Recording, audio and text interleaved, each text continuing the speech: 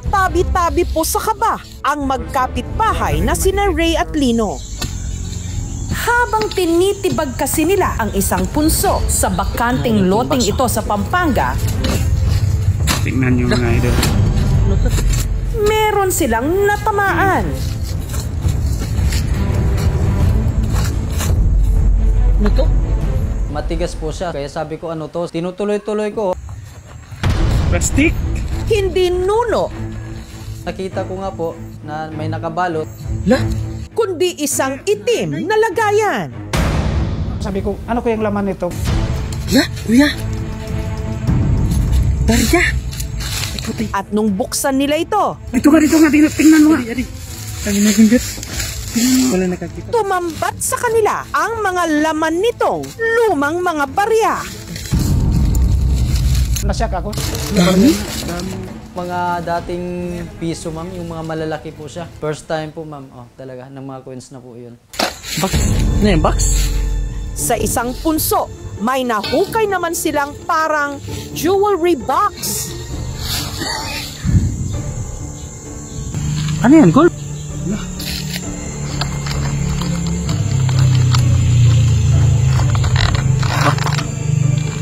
Ano yan? May susi. Hinala ni Lino, bigay raw ito ng kanilang mga kaibigan. Mayroong diwindi na ano talaga yung laman. Maaring binigay nila sa amin yon. Baka ito na yung sagot sa kahirapan. Baka yun na yung swerte namin. Box? Ano yan, box? Paanong sa punso may tumubo at nahukay na alahas at barya? Ano yan, gold? Karamihan sa mga baryang nahukay ni Ray at Lino, mga lumang piso mula taong 1972 at 1974 na taglay ang mukha ni Dr. Jose Rizal. Meron ding mga lumang 2 pisong barya mula dekada 90 na may nakaimprentang mukha naman ng ama ng himagsikan, si Gat Andres Bonifacio. Meron ding ilang piraso ng quarter at half US dollar coins mula naman noong dekada 70. Kaya ito, papakita namin sa inyo kung anong laman ito. Yan mga idol. Dahil sa kanilang nadiskubre, kinutuban sina Ray at Lino na baka sa ibang punso sa parehong bakanting lote may nakabaon pang ibang yaman. Kaya tinibag din nila ang iba rito. Siguro 3 dipa, 4 na dipa yung distansya nun. Box? Ano yan, box? At hindi sila nadismaya. Sa ilalim kasi ng pangalawang punso, may nahanap uli silang kahon. At mas lalo raw kuminang ang kanilang mga mata sa laman nito. Ano yan, gold? Ganti ka din 2 kwintas at isa rito, perlas. Yung kwintas na perlas. Tapos yung isa naman, parang gold-plated na kwintas. Barya man ang nahukay ni Lino sa unang punso. Sa ikalawa, tila sila'y naka-jackpot. Dito sa perlas talaga ako umaasa. Research ko nga po, marami pong nagsabi na may halaga daw. Siyempre po, nagulat. Na-excite po ako kasi kung sakali man po may mga value po yung nahukay nila, siyempre, baka yayaman na po kami. Meron pa kaya itong halaga? Sina Ray at Lino, dating magkatrabaho sa isang pest control company. Mababa yung sahod. Kulang na kulang po talaga, lalo na nangupahan ka. Kalaunan, nag-resign sila at sumideline na lang sa pag-alok ng sarili nilang pest control services. Ayan, ayun mga idol, oh. Yun yung queen box niya talaga mga idol. Kinukunta kami magpapalis ng punso, saan mang lugar sila. Pag dito sa Pampanga, 2.5 po talaga. Pero pag out of town na, maging 3.5, bawat punso ko yan. Kasi di basta-basta maghukay ka ng punso. Kinakausap ko rin na kung nandyan man kayo, kung may diwindi man dito sa punso na to, pwedeng umalis muna kayo. Kailangan namin tong tibagin dahil inutusan kami ng may-ari. Idol, panibagong hukay. So ano pang inaantay natin? Tira na! At para kumita ng extra, ivlinag na rin nila ang ginagawa nilang paghuhukay at pagtatanggal ng mga punso. Ganyan lang maghukay mga idol. Kahit sanay na sa trabaho, aminadong natatakot pa rin sila. Kasi meron daw po talagang nakatira. Kapag hindi raw kasi sila pinahintulutan ng di umano maliliit nilang kaibigan, baka raw sila ang paghigantihan. Gaya sa sinapit ng isa raw nilang kliyente. Hindi pa kami nag-video call, ginalaw na pala niya, ma'am. Namagay yung paa niya, ma'am, sa kakamay. Nagpagamot siya sa albularyo. Ayun, pinakatay siya ng baboy. Inalay doon sa ma'am, punso. Tapos, Pero dahil naging mabait naman daw sina Lino at Ray sa di umano mga nuno, Ano yan, Gold? naniwala ako na yung nahukay namin, bigay talaga sa amin yan. At mabait yung diwindi na andun sa punso na yun. Marami na namang magpapahukay ngayon kasi liparan. sa kanilang videos, makikita ang unti-unti nilang pagtibag sa mga punso hanggang sa matamaan nila ang mga barya.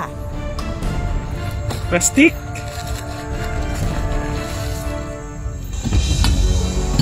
At kahon ng alahas na parang nakadikit sa lupa. Ano yan?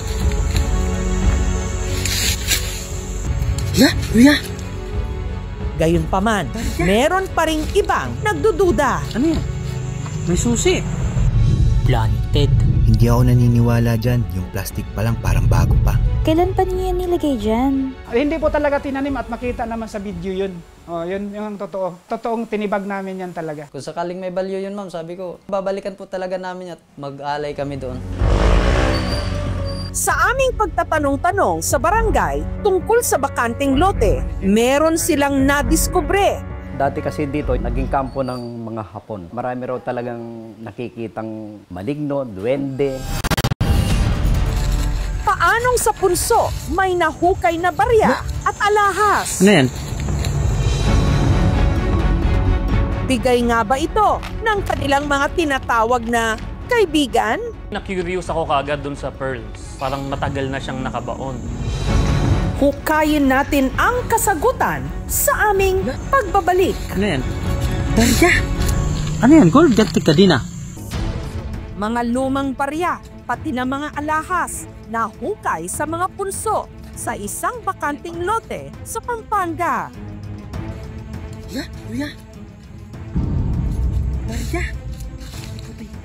Ano yan, Gold? Ganti ka din ah. Ano yan? May susi. Nasyak ako, sabi ko, ano ko yung laman nito? May bracelet, may kwintas na perlas. Tapos yung isa naman, parang gold-plated na kwintas.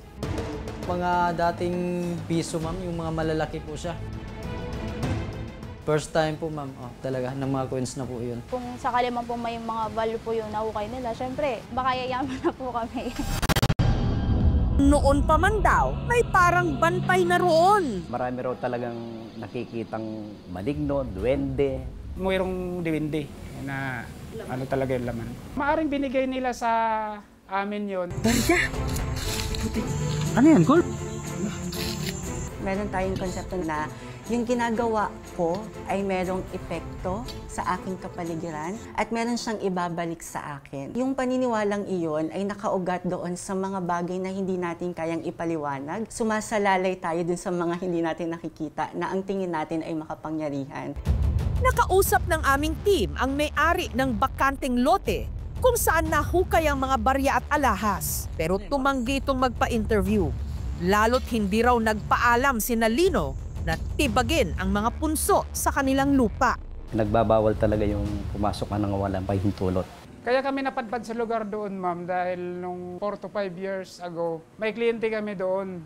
Tapos may punso sa kabila. Kala namin, isa lang yung may-ari. Hindi po namin sinadya talaga na maging trespassing po talaga doon, ma'am. Akala kasi namin isa lang talaga. Akala namin yung may-ari yun din po yung nagpahukay sa amin sa bakod na yun.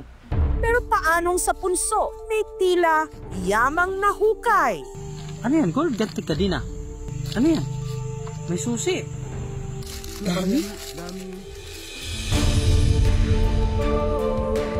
Ang lote kasi naging tapunan ng mga basura. So, yung nakitang barya doon, tsaka yung mga last, baka tinapon na lang. Kasi wala nang nakatira eh. Ang punso ay kadalasan bahay ng anay o langgam o di kaya ng mga daga. It's possible, andun na naitapon yung mga jewelries tsaka mga barya. And then later on, may termite colony na nagbuo doon ng kanilang mound. Kaya nasa ilalim ito. Samantala, ang mga nahukay na barya at perlas, ipinasuri namin sa antique collector na expert din sa coins at alahas na si Kyle. When I checked the pearls, nakita ko plastic agad. Nanghinayang ako kasi it was the only one na I really thought may chance na may value. Yung isang kwintas naman, which is what I thought was gold or silver, looks aluminum to me. Walang halaga yung mga nakita ko dito na jewelry at yung mga coins. Yung 1972 and 1974, sa amin, sa mga collectors, ang value niyan dun sa piso ay piso lang din. Wala siyang collector's value. Okay lang naman sa amin. Wala kaming magagawa. Tanggap po namin kasi nahukay lang din naman po namin sa ibang lupa yan. Ano yan, box? Ano yan, gold? Gatik ka din ah. Hindi lahat ng yaman nakabaon dahil ang totoong kayamanan nasa lupa man o wala, kayang hukayin sa sariling sipag. Thank you for watching mga kapuso. Kung nagustuhan niyo po ang videong ito, subscribe na sa GMA Public Affairs YouTube channel. And don't forget to hit the bell button for our latest updates.